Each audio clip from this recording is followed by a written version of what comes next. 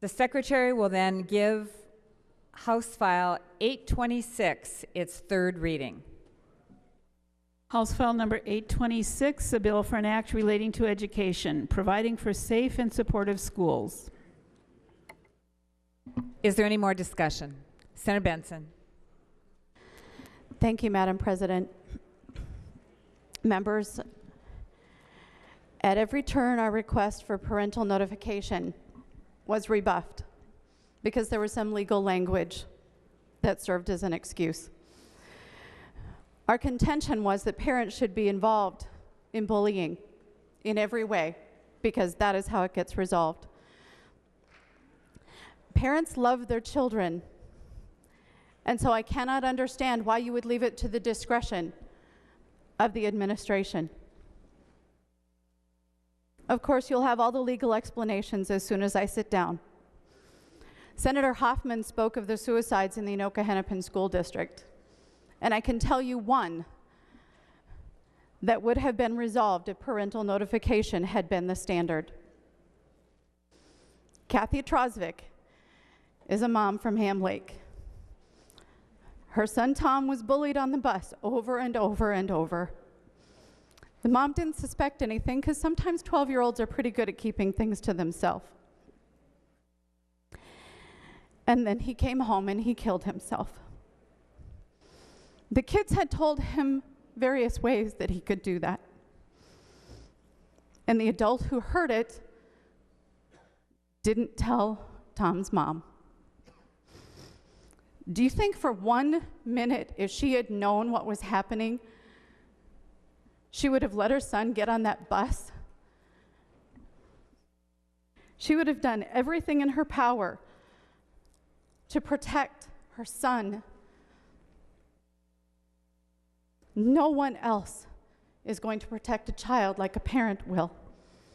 And so I am painfully disappointed at our failure today to recognize the essential role that parents play in keeping children safe.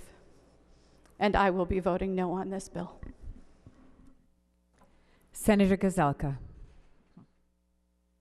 Thank you, Madam President. Members, I got up this morning hoping to vote yes for a bullying bill, but that's not what I'll be doing today.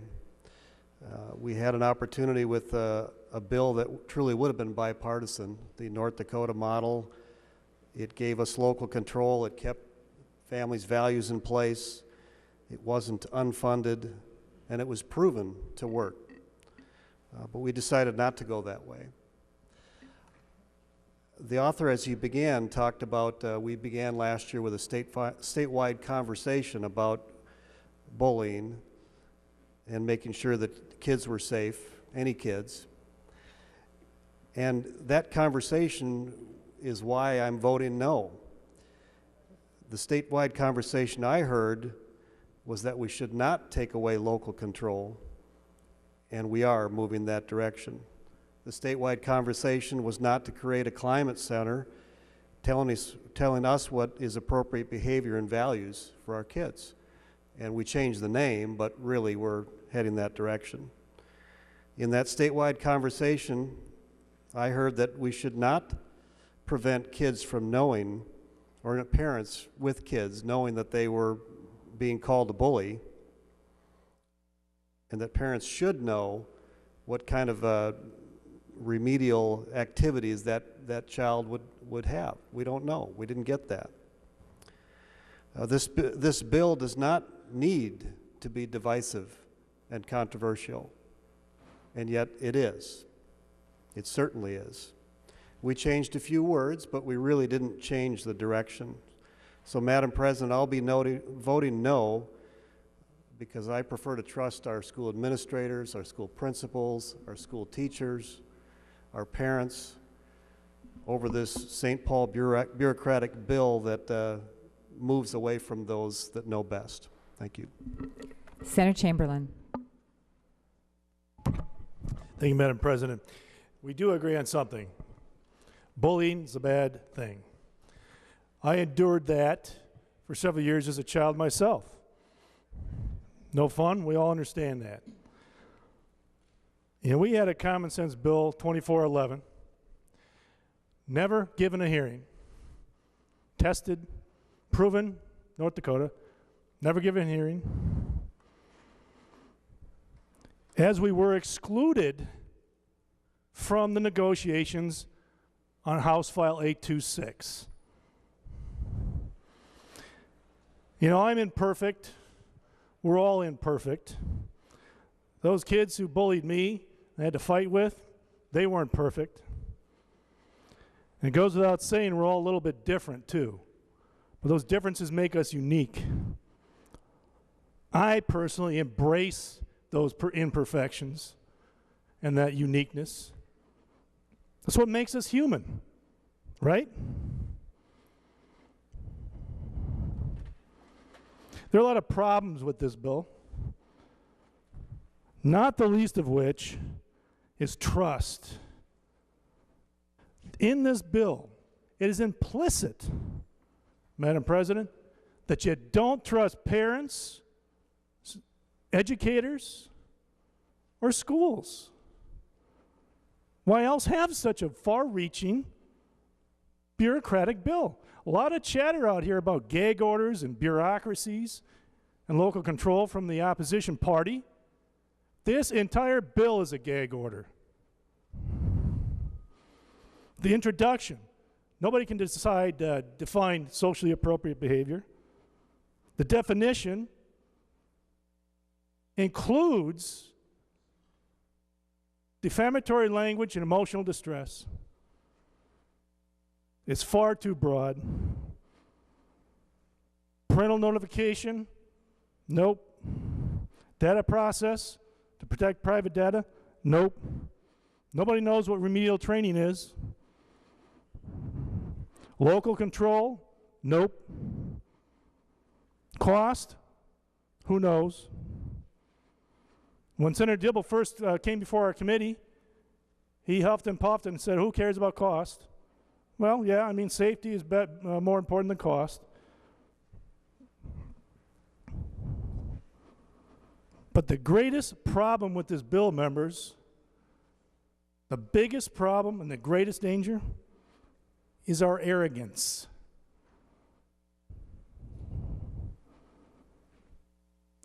To believe we possess the collective knowledge and wisdom to fix human nature and all the problems that we face with some language and a statute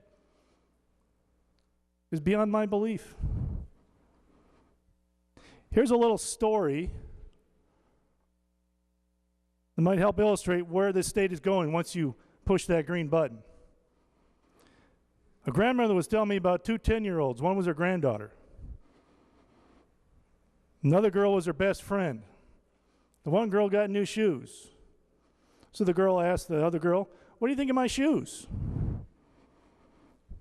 Well, I don't like your shoes. Some adult at the school, Madam President, overheard that. And guess what? Investigations. So there you go, Senator Hoffman. Are we proud of that? Is that where we want this state to go?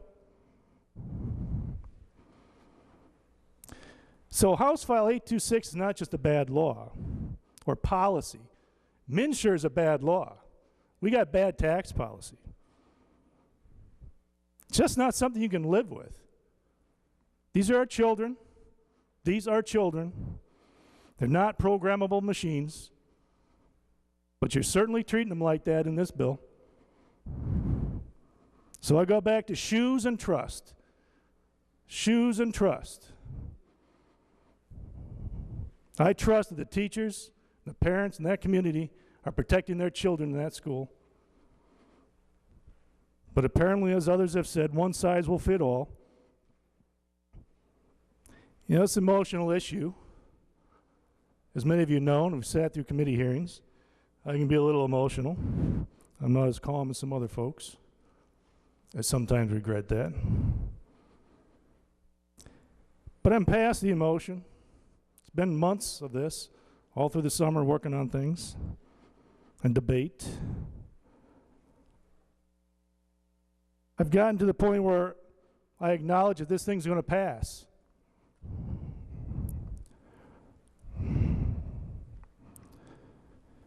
But as Senator Benson alluded to, and others, I also acknowledge another huge, huge loss for this state, for parents, for parent rights, for students, for schools, and the pure innocence of our children in those schools.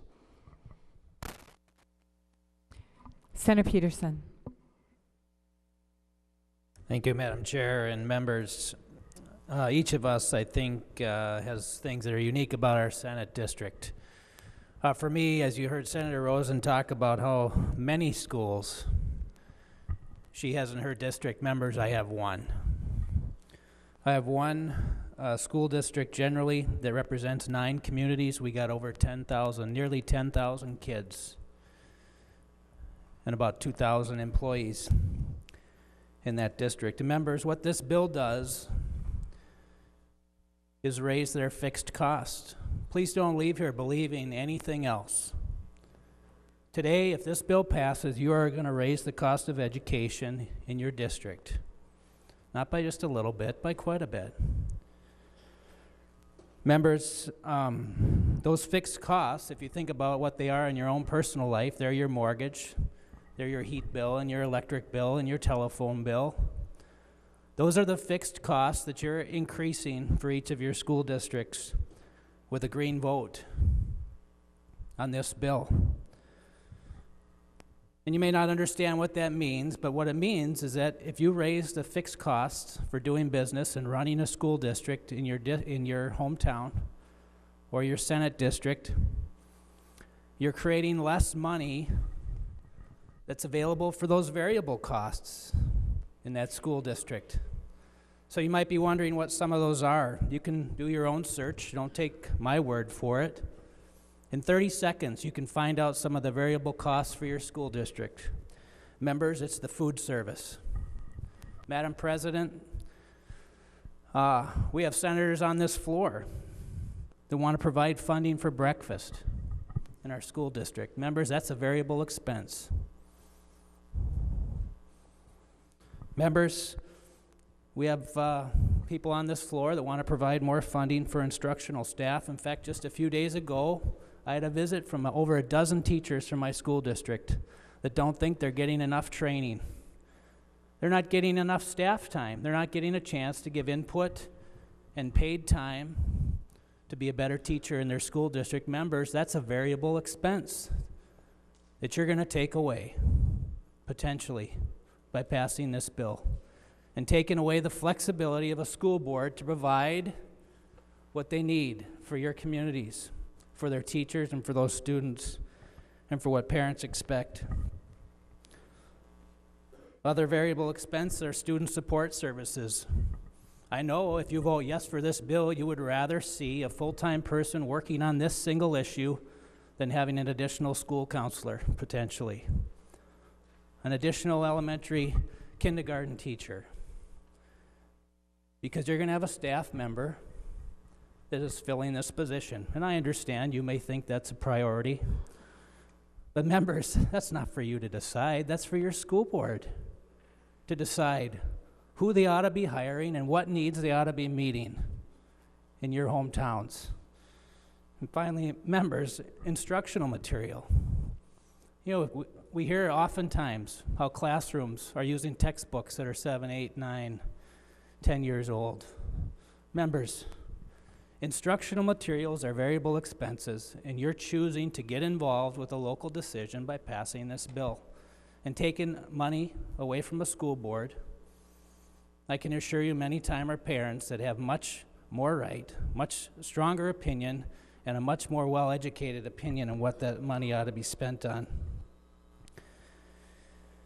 Oftentimes we sit in committee and I hear members express frustration about the federal government and the rules. Oftentimes we can't do things here in this building to serve our constituents, our residents better because of federal law and because of federal rules. Members, with the passage of this bill, you're doing the exact same thing to your school boards.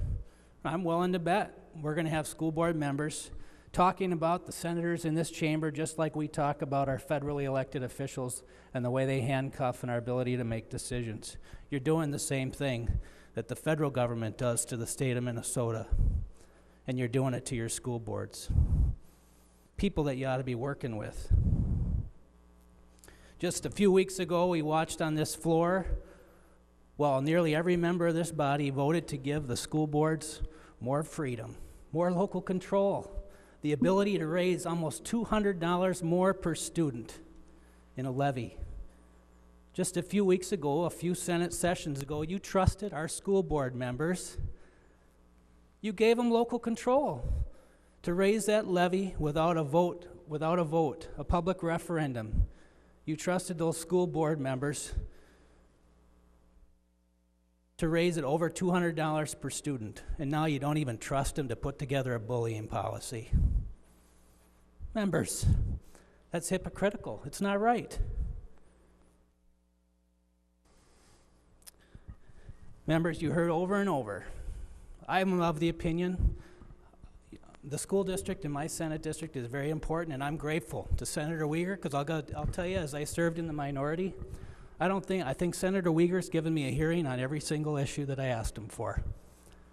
In fact, I receive criticism, oftentimes, from both sides of the aisle because of the importance I place on the students in our district. 10,000 kids, over 50% of them are free and reduced lunch, over 30% are minority, approaching over 20 different languages spoken in St. Cloud school districts. Almost every month of the year, we have kids enrolled that cannot speak English. Kids as old as 12, 13, 14, 15 years old. Members, that is an absolute burden for the school district. And we're required to educate them just like we do any other student. Please understand, we argue all the time about how education policy should be fair and the same for every school district. It's impossible. You think about a school district up in Moorhead or the Northwest Angle or the Arrowhead or down in Austin, Madam President, down Owatonna or Edina or Minnetonka or Egan. Members, nothing could be further from the truth. Every school district is different. St. Cloud is different. And I'll tell you, this bill ties the hands of those school boards to make decisions. You cannot have a one-size-fits-all policy coming out of St. Paul for our school board. It undermines their ability to make the decisions that are best for them. I hope you understand by now, I'm opposed to this bill. We'll be voting against it. I'm not sure that I have the ability to change any minds after this debate today, but you ought to understand what you're doing here. And it is certainly putting our school boards in a situation, taking authority away from them. No matter what you may tell yourself or how you justify it, if any of you have served in a local board, I served on a city council, if you served on a school board, I would almost bet we could find on record where that council you served on complained or had concerns about unfunded mandates. Members, this is your chance to vote against one, and I hope you do. Senator Dames. Thank you, Madam President and members. When we approached the chambers here approximately 5 hours ago, I was really hoping that we wouldn't have just lip service like we've had so much this session and a past session. We keep hearing about, we'll work on it, we'll pass it, and then we'll work on it. We'll make it better before it gets to the next stop. Well, folks, it's a final dance today. This bill is at its final stop. Both sides of the aisle, both as Republicans as Democrats, we've got a lot of pushback on the Climate Control Center. I have several schools in my district, and I've had a lot of contact from those schools, and I'm not the only one. And it doesn't make a difference if it's red or blue. You're getting the same concerns as I am getting. So what do we do today? We decide to change the name. So we fixed it. So now we'll call it something else, but we'll leave it like it was. That really didn't accomplish much. Then we take a look at an unfunded mandate. We're going to take approximately 400 teachers out of our local schools. Trust me, folks, we don't need to be removing 400 teachers when we could have used a common sense bill here, accomplish the same thing. But we chose not to do that today. Then we take a look at local control. Apparently, several of us in this room feel that we're much wiser than our local school boards are, that we know more about administrating a school than our administrators do, and we can do a better job than our superintendents can do. Well, I'm sorry, folks, there's not many of us that have been involved in education. We may have a principal or a superintendent here and there, but we may have some teachers here, but most of us didn't come from that profession. But apparently we feel that we know more about their profession than they do, or at least we're going to act that way today. And then the other thing we do today is when we're taking things through the education committee, we talked a lot about why things were happening, and many times we would talk about parental involvement. And so many of the problems were thought to be because of parental involvement.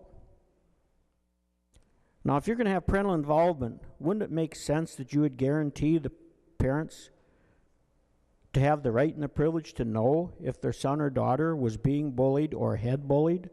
As a parent, I would want to know that if my son or daughter had been bullied or were the bullies. I would want to know that because I would want to deal with it, and I'd want to work with my children. And I would want to be the first person that could have the opportunity to deal with that. But for some reason, we chose today not to make that a guarantee. So we really, gets interesting as we go through the process here. We say one thing, but I think we really mean another, and I'm not so sure what we mean in this bill. It gets kind of confusing when we listen to all the discussion today, and we've got all these ideas, and then we take a look at what we're really doing to our children, to our parents, to our local school districts, and to our teachers. I had hoped when I walked in here 5 hours ago that I could walk out of here proud, saying that we passed a bill and it was a good bill. And for anybody that has any questions, I don't think there's anybody in this chamber that believes in bullying. And I think that's been made very clear today. But I think it's unfortunate that we've chose the way we're going to go. And I think when we vote, I hope people realize what they're voting for and what the unhidden consequences just may be in this bill. And with that said, I will be voting against the bill. Senator Osmek. Thank you, Madam President. I can sum this bill up in 6 words. In St. Paul, we know better. I got an email today from a superintendent in one of my schools. I share a district with a couple other senators in the room, and I'm sure they got this email. And I'm just going to read one paragraph, and then I will sit down. He is I believe he has a doctorate. He works every day with his schools. He's been a superintendent for decades. He knows what he's talking about. Here's what he said. I can only hope that the entire bill is defeated and a collaborative effort made to write a reasonable bill. I am disappointed in state organizations that have gotten small concessions on language and are now supporting the entire bill. The lawyers should be happy because they will have lots of work bringing in and defending lawsuits. And I truly believe that not one incidence of bullying will be prevented by this bill. That says it all, members. That's from a school superintendent with decades of experience. These aren't people that are just what you might consider a crackpot or someone that doesn't follow your particular beliefs. This is a superintendent that is highly qualified, that works every day with kids. And he said, this is the wrong thing to do. We had an alternative. We all voted for it, at least the front of the chamber did, about 4 hours ago. We don't believe in bullying, and we don't believe in this bill because, as I said at the beginning, it's just 6 words. This bill is just about St. Paul, and that in St. Paul we know better. Senator Thompson. Thank you, Madam President. Members, I will be voting against this bill. I think when we look at this, I don't even know where to start. If I were in the position of trying to advise a school board member, a superintendent, a principal, or a playground monitor how to implement it. Intimidating, threatening, abusive, or harming conduct that may involve, including but not limited to, which is legal phraseology for let your imagination run wild. I don't know how we limit at all what is defined as bullying under this statute. I was watching with particular curiosity when Senator Senjum proposed his amendment to exclude athletic competition. I do not know how you allow football, hockey, or other contact sports to be played on the playground at noon without violating the statute. I sincerely don't. And then, of course, it's been talked about how we've completely taken authority away from locals to determine this. Senators are smarter than parents. Members of the House no more than school board members. Principals and superintendents don't understand children and education as well as the governor. Some of you heard me say this before, but boy, is this an example of to those who have a hammer, everything looks like a nail. Trying to make every decision that ought to be made at the local level. But like many others, for me, the most disturbing aspect of this is making the state bigger and the parents smaller. Parents ought to be at the heart of education of children. They ought to be at the heart of discipline of children. They ought to be at the heart of comforting children when they're bullied or distressed or have any other kind of a problem. But instead, we create a circumstance in which, yes, there's quote-unquote a presumption that parents will be notified, but no requirement that they're notified. Is the parent the enemy? Is mom or dad the person that we need to worry about in a circumstance in which a child has been bullied? I think not. I think the parent ought to be at the center of the solution. Whether it is the parent of the child engaging in wrong behavior or the child that is the victim of the wrong behavior. How is it that we all of a sudden presume that somebody in a school setting, because they are an employee of one of our school districts, is more concerned about the welfare of a child than the parent? And had we adopted the amendment proposed by Senator Han, there is still provision for protecting a child from a parent or parents that may make the situation worse because those parents are acting incorrectly or are drug or alcohol dependent or whatever the case may be. But to me, one of the most damaging things that this legislation does, Madam President and members, is we just go one step further in this presumption that the state is there to take care of you and the parent is to be feared. The implementation of this will be very interesting. It'll be very interesting the first time we have a child that isn't protected despite all of this legislation, and a parent later comes to find out that things were going on that they were not told about.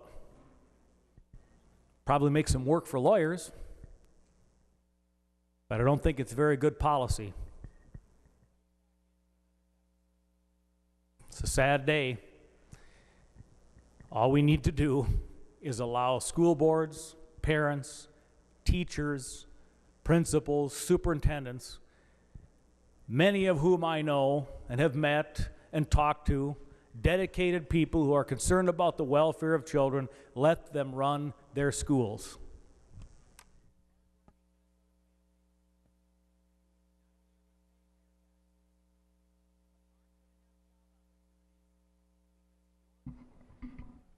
Senator Hoffman.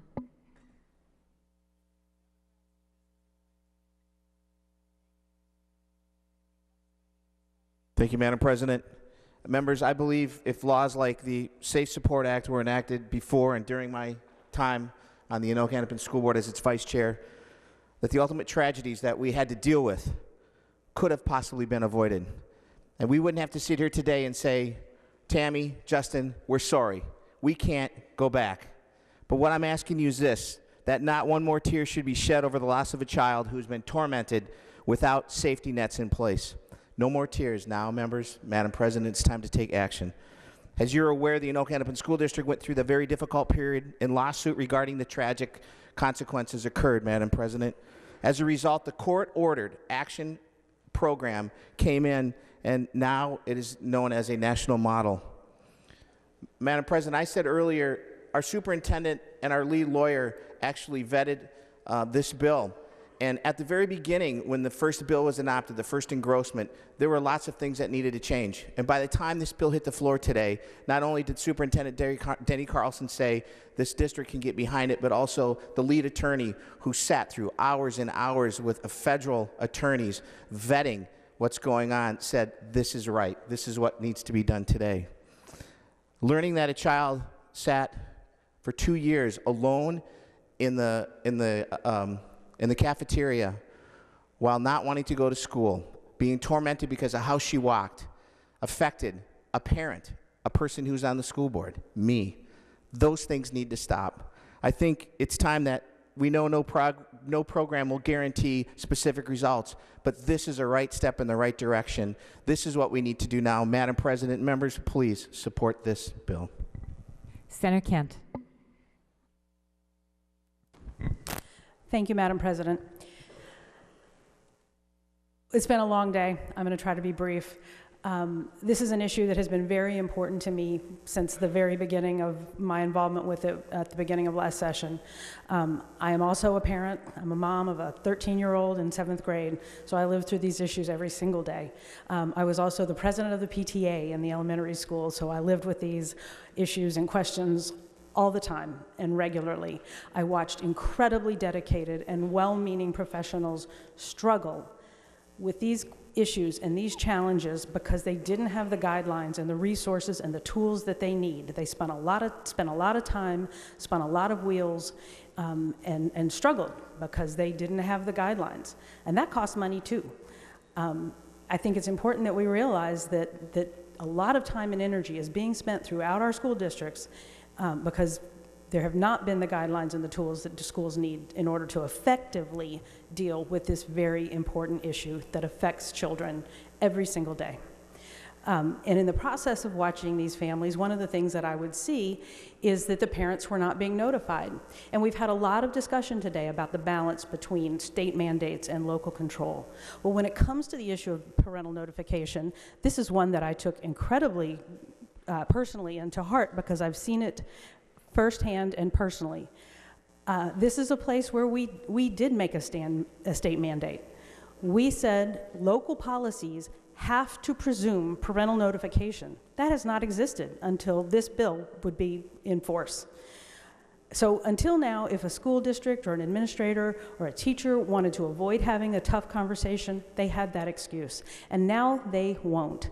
This means that parents are much more likely, except in those very, very few cases, parents are actually likely now to be involved. And that's what it takes. It takes the engagement of parents and families and students and teachers to deal with this issue. And I believe that this bill is going to put us in the right direction to create a place where we can prevent bullying and quit being so reactionary to it, quit it being so punitive, and focus on it being a much more positive environment that is safe for our children to go to school and to learn. Thank you. Is there any more discussion? Senator Senjum. Thank you, Madam President. I wasn't going to speak, but Madam President, this is an emotional bill. And it's emotional, at least for me, because I came here this afternoon honestly thinking that we could put something together that this could be, the bill where this Senate could all come together. And we could adopt this North Dakota bill, and we could walk out of here literally holding hands, shaking hands, and smiling, and together as a Minnesota Senate. And that's not going to be the case, Madam President. And so where are we going, and where is this going to take us? And all I know is, at least as we met, our delegation and our part of the state before session, to a superintendent, every one of them says, please, please, please, please, please don't do this to us. This is an administrative nightmare. It's literally impossible to implement. And they pleaded with us to try to fix it. And of course, you know, we're not able to. We could have with the North Dakota bill, but we're not able to. I'm reminded of a conversation maybe a month or two ago I had with a local school board member, and I asked her how she was going. How's it going? You know, you enjoying all this? And her comment was simply this, not, you know, there's a lot to it, but frankly, she said, you make most of the decisions for us. We just kind of implement them. We don't have a lot of decisions to make because you've taken away many of our decisions, and here's one more. We've taken away this responsibility that best, I believe, rests with the school board and all those involved in any community, no matter what it is. You know, parents, school boards, school administrators, teachers, the community, all coming together to work on this bullying problem, as difficult as it is. And frankly, in this case, it takes a village. It takes a village to do that. And yet, somehow we think it takes St. Paul to do it. It doesn't take St. Paul to do it. It takes the people out in, I don't care where it is, Black Duck, Duluth, Worthington, Wadena, Winona, Rochester. That's where it all happens. That's where it's going to get solved. That's where people need to come together and make this all work. And yet we have this top-down approach which is really, really, really bothersome. And I fear, Madam President, we're going to be back here in the not-too-distant future talking about what we need to do to fix this and how to make it work better. And maybe that's the case anyway. Senator Han had a bill that gave us an opportunity to do a pilot, if you will, to try this out a little bit, but that's not the case. We're going to just implement it statewide, and we're going to find out where this goes. But I fear, Madam President, as the case with Senator Osment, as he read from a very experienced, apparently, superintendent, this is not going to work. It's not going to achieve the desired results. It's a top-down approach, which frankly hardly ever works. We had an opportunity earlier, Madam President, and I'm just saddened to the fact that we didn't take it and really make anti-bullying a champion cause in this state. I fear a lot that we're going to walk out of here today and we're going to have a half-empty glass. Thank you. Senator Nelson. Thank you, Madam President and members. I'm reminded of one of our former colleagues here, Senator Kubley, who always said, it's all been said, but it hasn't been said by all. And I could not stand right here particularly and not say what I feel is so important. You know, I'm just going to talk about 5 C's. Really, it all boils down to that today. You know, let's be clear. Nobody should be bullied anywhere at any time. And that's good that Minnesota has focused on this conversation.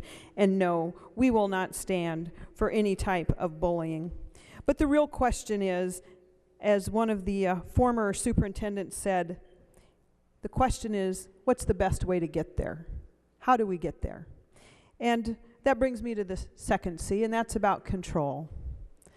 Most of us, many of us, believe that our local officials, our school board members, our elected school board members, and our superintendents, and our administrators, and our teachers, and those who we live and work with, and we trust our children to, we think they have a better handle and a better way to work with these complex issues that do have very serious consequences. So it's a matter of how. And I believe that that local control is a much better mechanism than a state-mandated agency, a 23-member, I think it's called the School Climate Council, although we did change part of the bill. Instead of having a school climate center, now we have something else, but I'm kind of reminded by that Shakespeare quote, what's in a name? That which we call a rose by any other name would smell just as sweet. So I think it's still the School Climate Center. It just has a different name as of one of our changes today. But the point is that 23-member appointed School Climate Council is going to establish the norms. I find that scary. There's no accountability there. There's no transparency with community members, staff, teachers, parents. I think that is very scary. So we're moving the wrong way when it comes to really how best to solve this problem. We're actually moving it away. We're moving it up here to St. Paul. I think it belongs in our local cities and towns and school districts. That's where we can truly get things done. I'm reminded of one of my superintendents who said we have local policies, local tools, local procedures. He even went on to say, we think this law will make things worse. I think this is not a good option that we have in front of us today. That brings me to the third C, and that's about cost, members. Well, we've talked about the $1 million cost to our general fund. Actually, we put in $1 million last year, even though the School Climate Center didn't exist yet. But we're putting in $1 million every year of state taxpayer money for this new state agency called the School Climate Center, or whatever its new name is as of this afternoon. And yet, really, the real costs are with our local school districts all across this state. $19 million a year of local impact to our local school districts. How many teachers would that be? Are we looking at 400 teachers? Are we looking at a reading teacher? A school counselor? 400 teachers that now we're saying St. Paul knows how to spend the money better than you do. I think that's a mistake. And lastly, members, I'm thinking about my constituents, that fifth C. Like I said, I've never had results like this. 39% support the bill that we're going to vote on right now. 61% oppose this state-mandated, one-size-fits-all, top-down, untested, untried experiment. However, 75% supported the more local control option, the tested, tried, bipartisan North Dakota model that was voted down earlier today, that does not come with a $19 million price tag, by the way. But there were 25% who were opposed to that. But I've never seen my constituents so adamantly opposed to something like this. And as I will say, I have visited with school districts all across my district, school board members. There's been no support for this bill.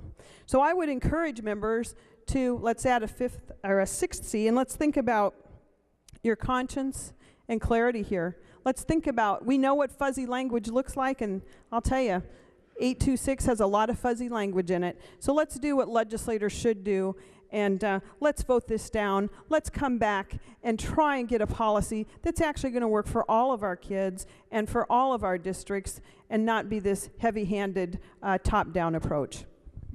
Senator Uyghur. Thank you, Madam President. I rise in support of House File 826. Several years ago, I sponsored, as the chief author, the bullying bill, which passed, was vetoed as a part of an omnibus education package. Since then, we've been noted as having the weakest law in the country. We acknowledge that students are deserving of a safe, supportive environment. Everyone agrees with that, and it's how do we get there? And Senator Nelson, the North Dakota law, I don't think it's bad at all. I think this is much better. The cost issue's been raised a number of times. I would say, in addition to the technical assistance that's going to be available on a voluntary basis, a number of the concerns addressed when the $20 million the local impact came out, concerns then were primarily about the definition of bullying, some mandatory reporting and training requirements.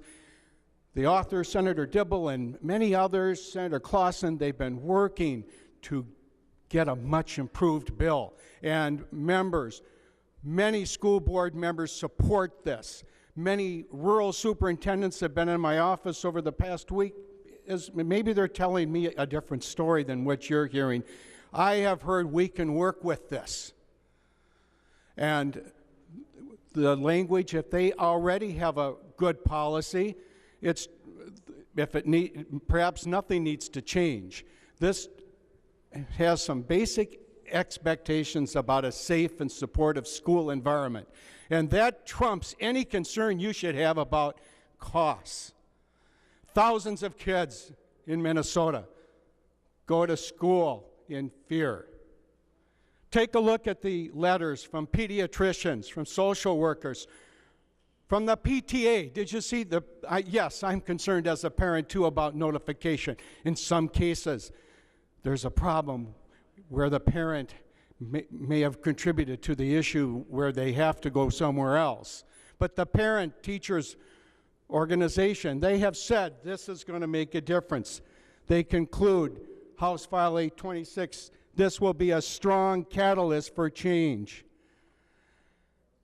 Members, each student is deserving of a safe and supportive environment. This is going to make a significant contribution to that. Vote green. Senator Torres-Ray.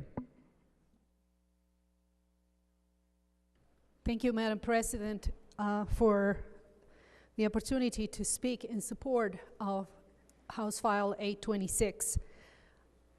Members, I think that when you are asked to chair a committee is such a tremendous privilege, and it gives you the opportunity to really connect with so many people. And I am going to venture that no other serving member in the committee gets contacted as much as the chairs of the committees do on the issue. So I have been contacted on this issue multiple times, and I have met in my office with so many superintendents, with many principals, individually and in groups. I have had, 7 superintendents representing rural communities, almost 17 representing suburban communities, urban communities. And I have to say, I am not clear as to how these superintendents and administrators and principals can come to my office and tell me something different. I do not know if they are telling some of our minority members something that they are not telling me. But what I am going to tell you, members, is that all of these administrators and these superintendents came to me to say thank you.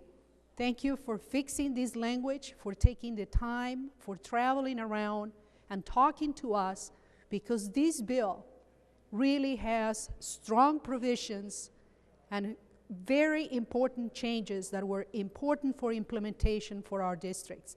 And we thank you for taking the time to do that. And that was really overwhelmingly the message that I received during the last few months, members.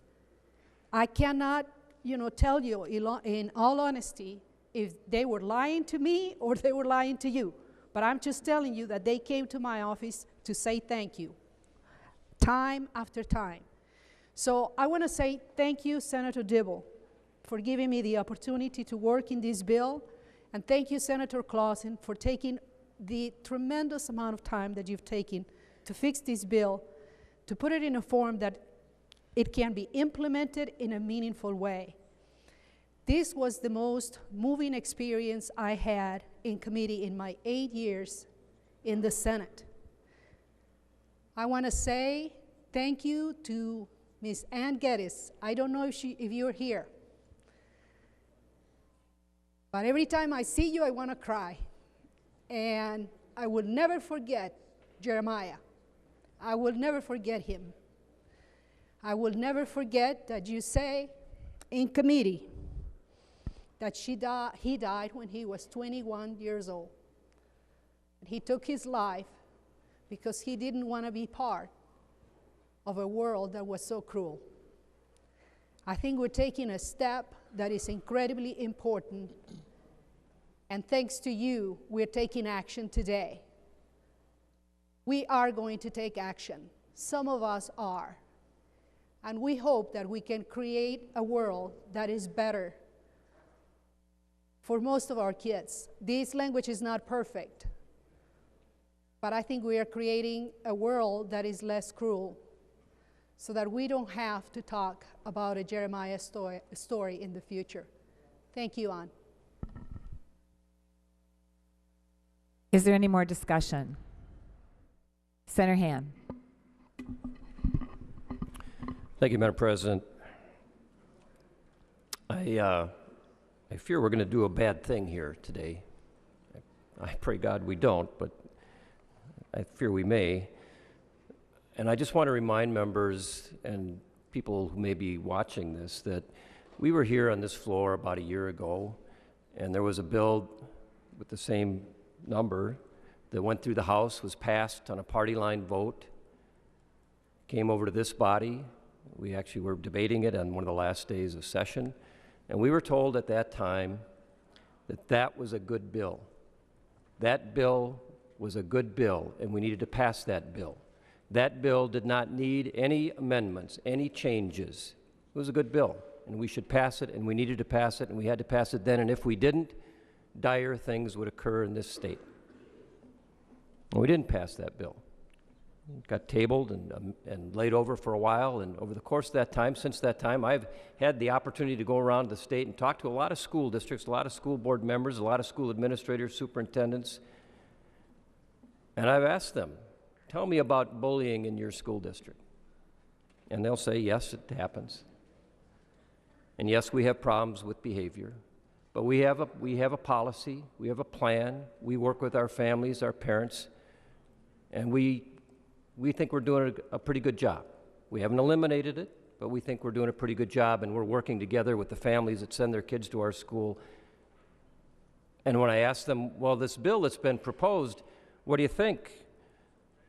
And they say, we don't need that.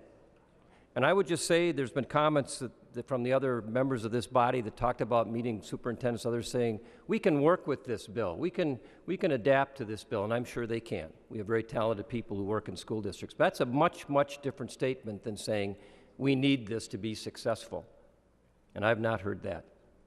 I've not heard that from anybody, not a school board member, not an administrator, not a principal. Anybody I've talked to who works in the schools every day has told me they need this bill in order to be successful. But there's been a pretty high expectation set.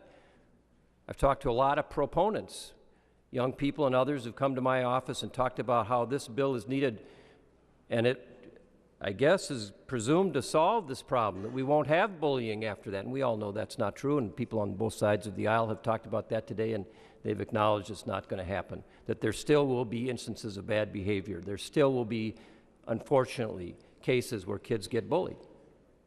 And so we're not talking about, gee, on the one hand, we've got what we have today, and then when we have this other thing, it's going to be a new day, and bullying is going to go away forever.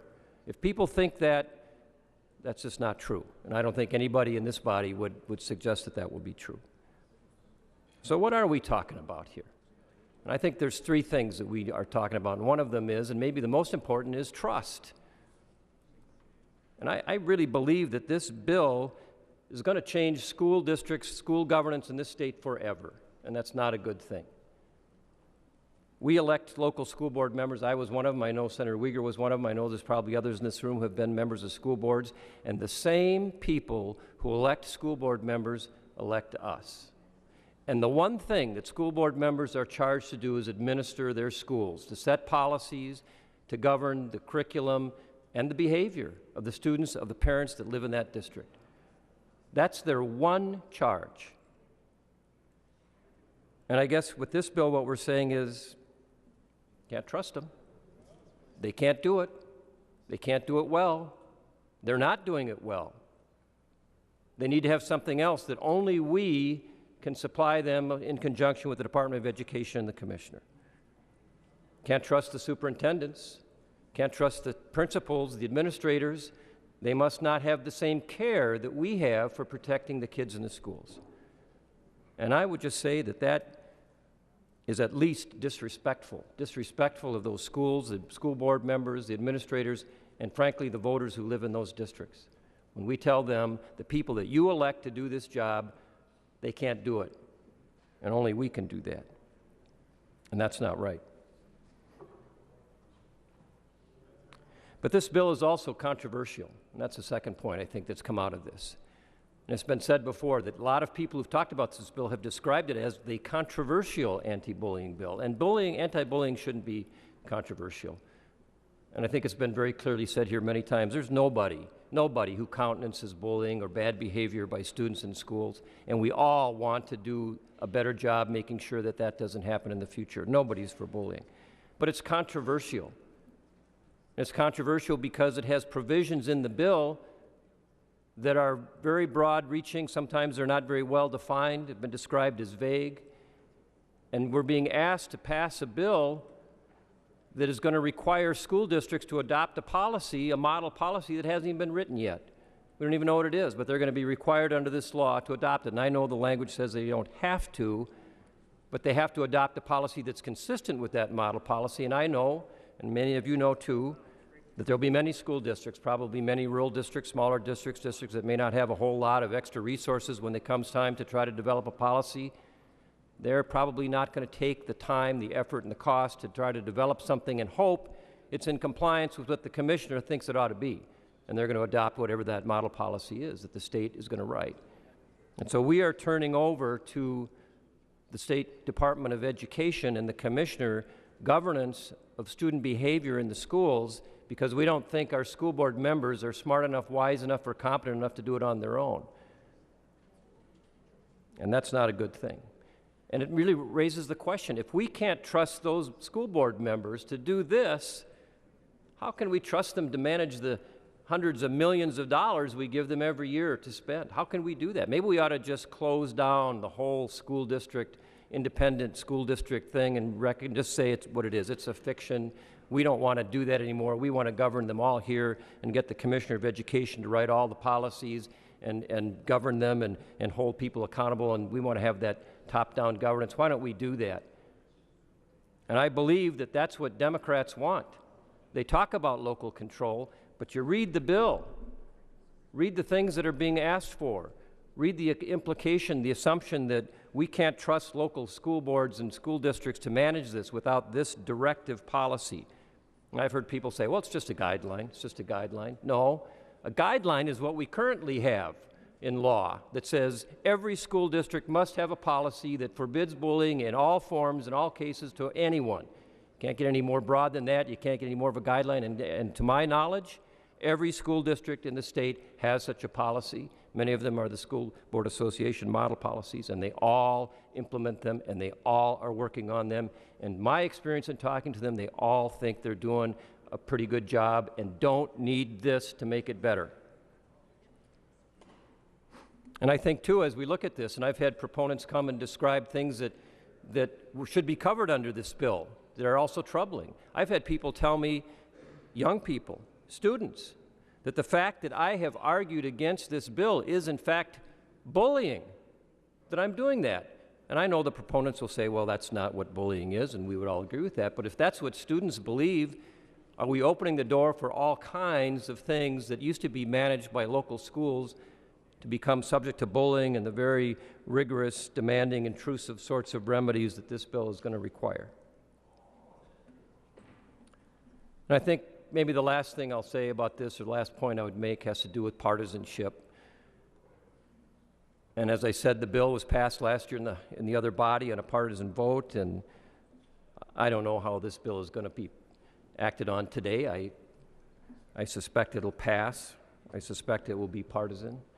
And I would just remind people that when we pass very large, far-reaching, sweeping laws on a partisan basis, they oftentimes don't come out too well, because we're ignoring the input from at least half the population in the state or in the jurisdiction.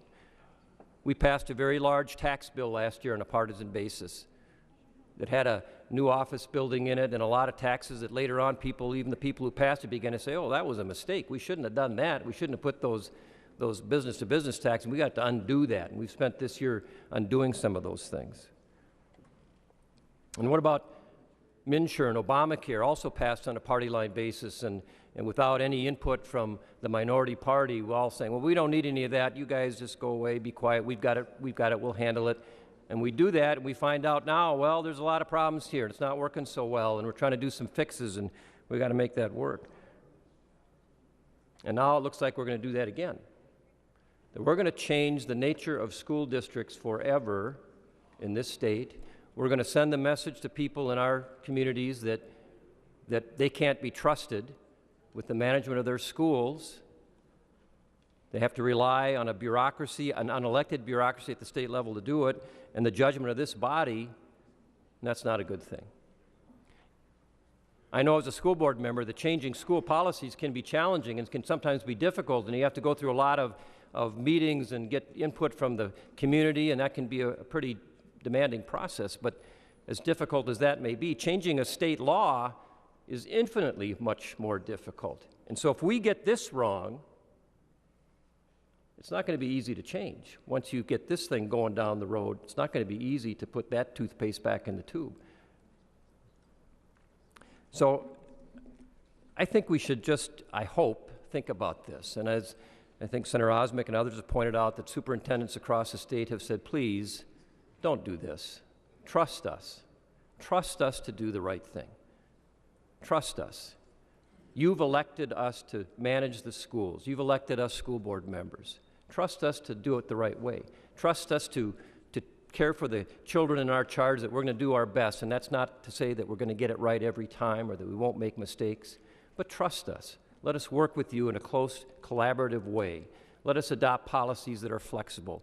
Let us do things in conjunction with you. Let's not destroy that.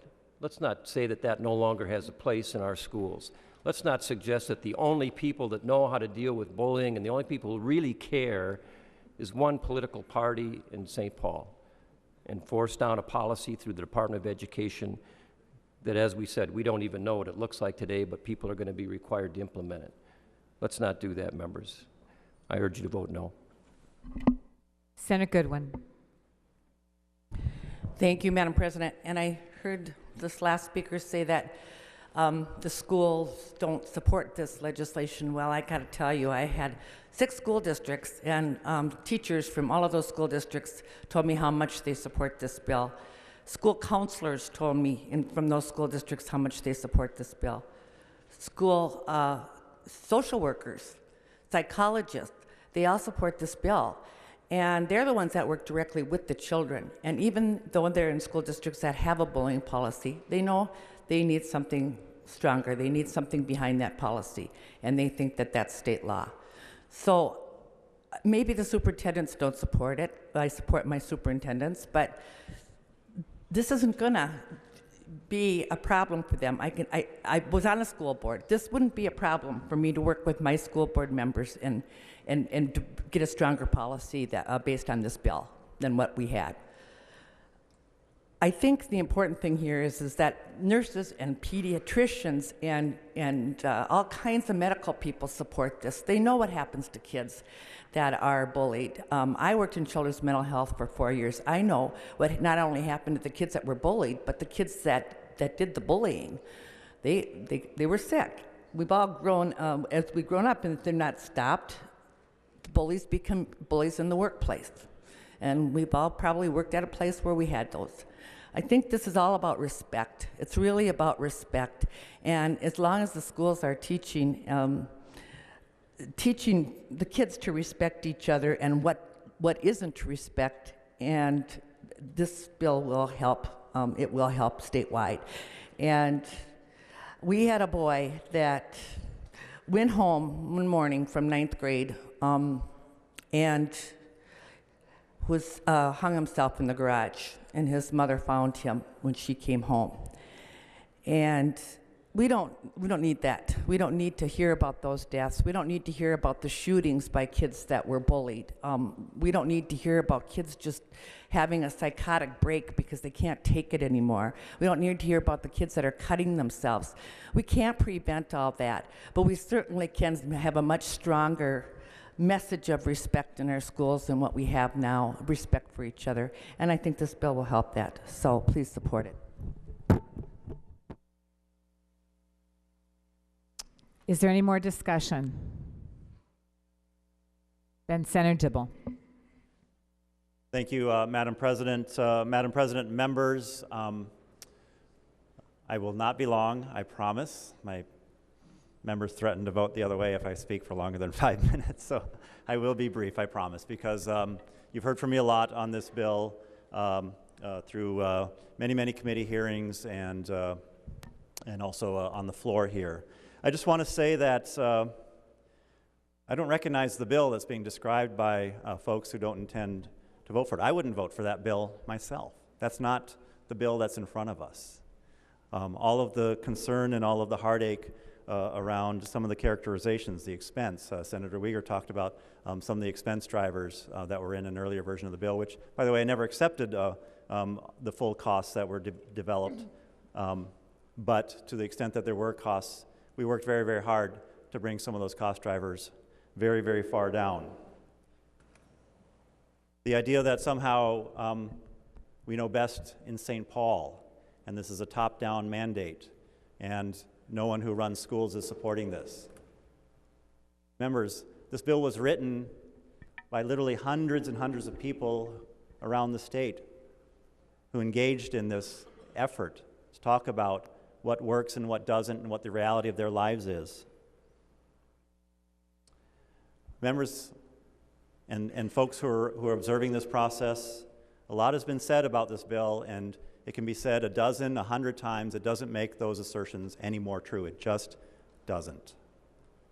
The Climate Center that we now call the Technical Assistance Resource Center is an effort that schools can access on their own initiative. The adoption of policies. School districts are encouraged to work with their communities and their parents to develop those policies. The policies are not spelled out in specific detail. Sure, there are some elements to them that would cause them to work effectively,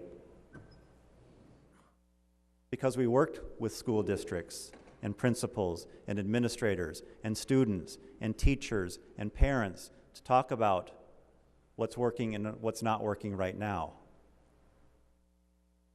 I'm glad so many of you talked to a lot of superintendents and school board members, but you know who we talked to?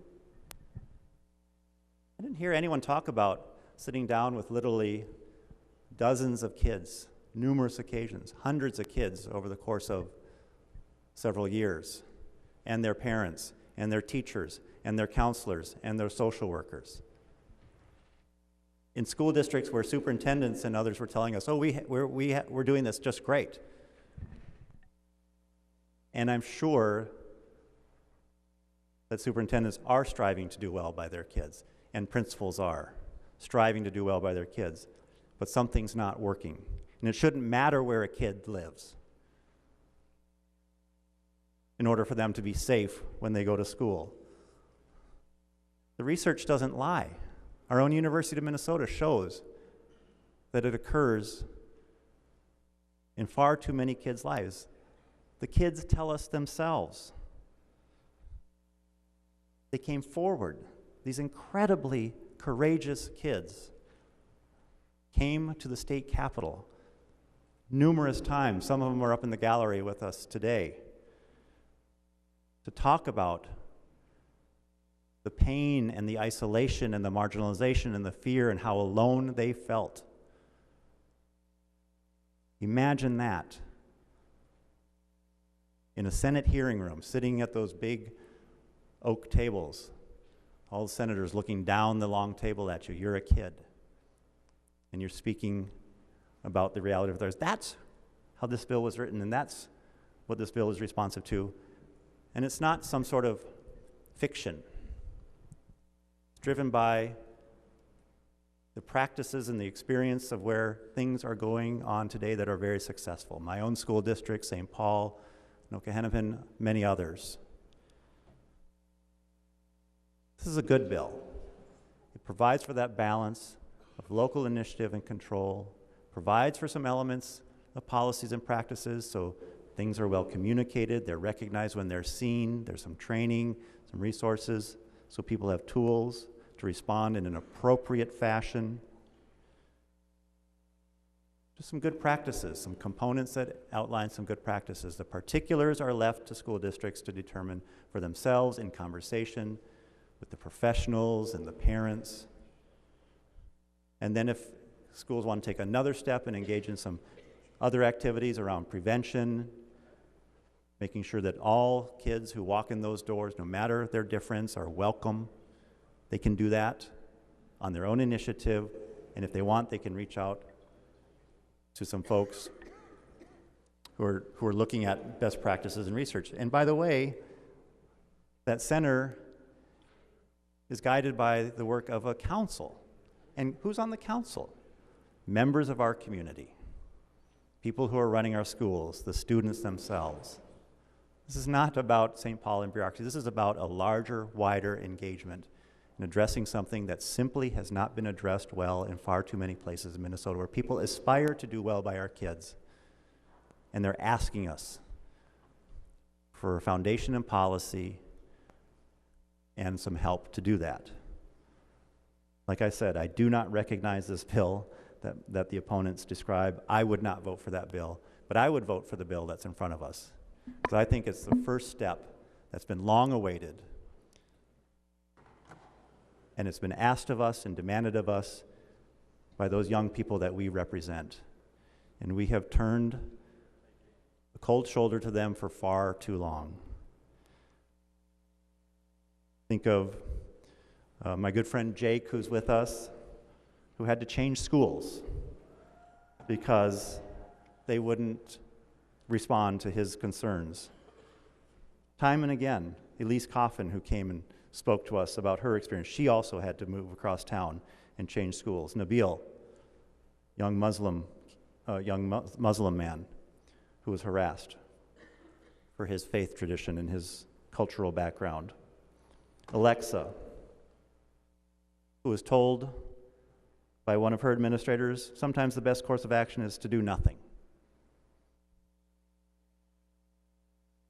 I'm really, really optimistic, and I'm really happy, and I'm really hopeful today, because I think those kids across our state who are avoiding going to school, who feel so alone, so isolated, so marginalized, they're going to hear about something that happened in St. Paul today, that they were heard by a state legislature. They were moved to hear by a movement that was built by kids themselves. And they were heard by a state legislature and a governor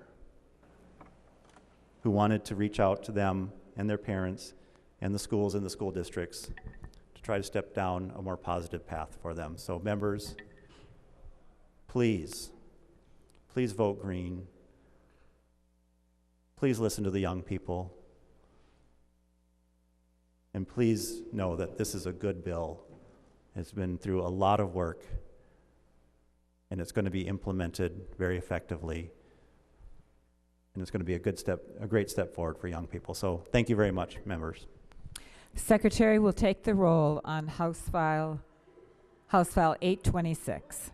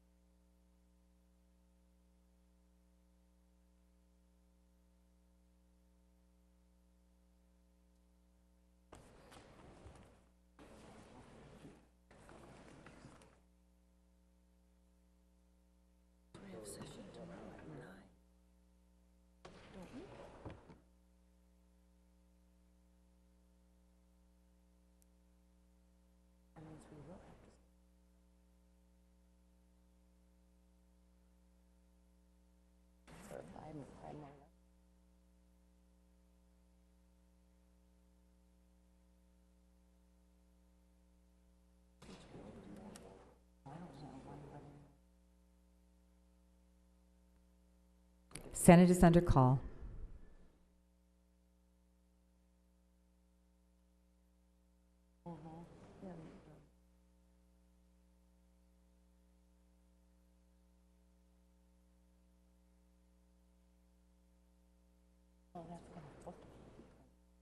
The Secretary will close the roll. There being 36 ayes and 31 nays, the bill is passed and its title agreed to.